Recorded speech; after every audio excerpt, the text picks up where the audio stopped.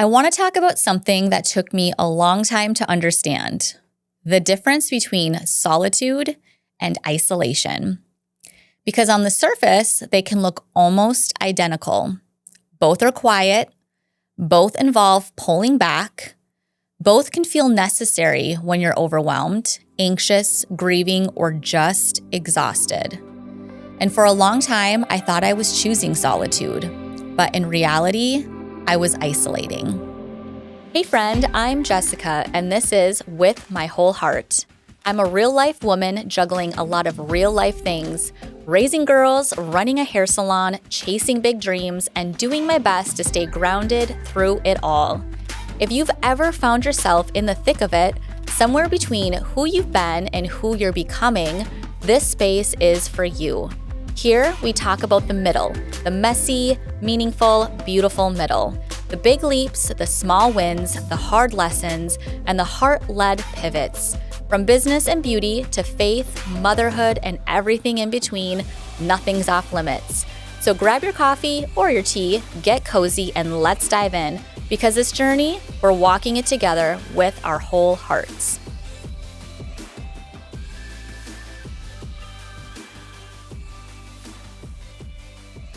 When my anxiety first started, about 2 years ago, retreating felt like survival.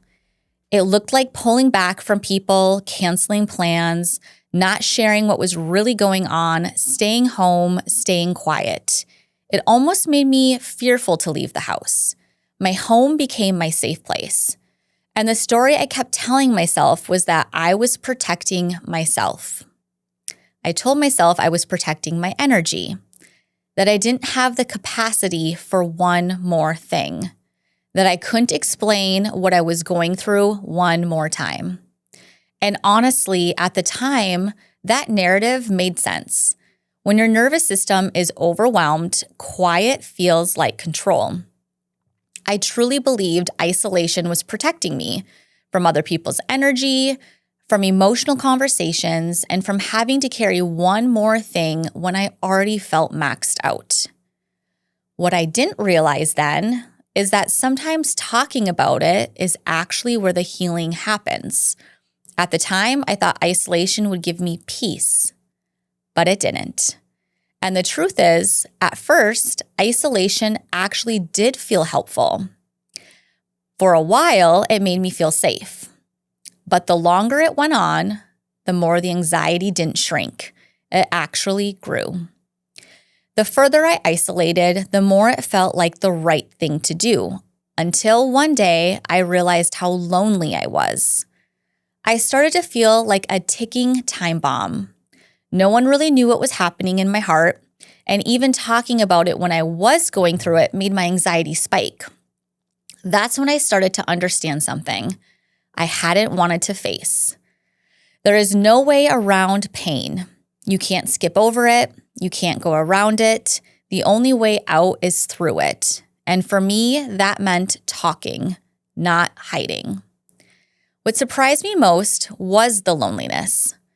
Isolation was supposed to be protective, but instead it left me feeling incredibly alone. I started believing that no one understood me, that I was the only person experiencing this kind of anxiety or grief. And when you isolate, your world becomes very me-orientated. Not because you're selfish, but because you're alone with your own pain. When you let people in, you hear their stories. You realize you're not alone. You start to feel understood. Isolation took that away from me. It did create some wedges, especially with family and a little with friends. And I'm thankful I caught it before those wedges became permanent. But what I also started to realize during that time is that I wasn't really letting anyone in, including God. There were moments where worship music helped and I felt close to Him. But overall, I was still trying to heal by force, in my own power, on my own terms. I felt distant, unsure how to connect, unsure how to surrender. Isolation didn't just block people, it blocked intimacy with God too. And what ultimately shifted things for me wasn't one conversation or one breakthrough moment. It was time, and it was grief layered on grief. The 1.5 years leading up to my niece's passing was already filled with anxiety and trauma responses. And when she passed away, it added another layer of grief that cracked something open in me. That's really the only way I can describe it, is it cracked me open. I couldn't hide anymore. I couldn't minimize.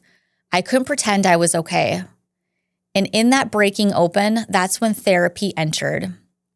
That's when I truly reconnected with God. And that's when healing actually started to begin. And through all of that, I started to understand the difference between solitude and isolation. Solitude isn't bad. Solitude is sacred.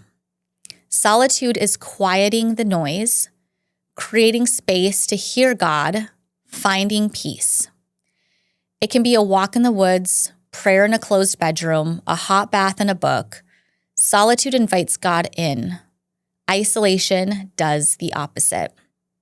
Isolation builds walls. It keeps people out. It keeps God at arm's length. That's the difference. And something else I didn't recognize at the time was how much I was distracting myself.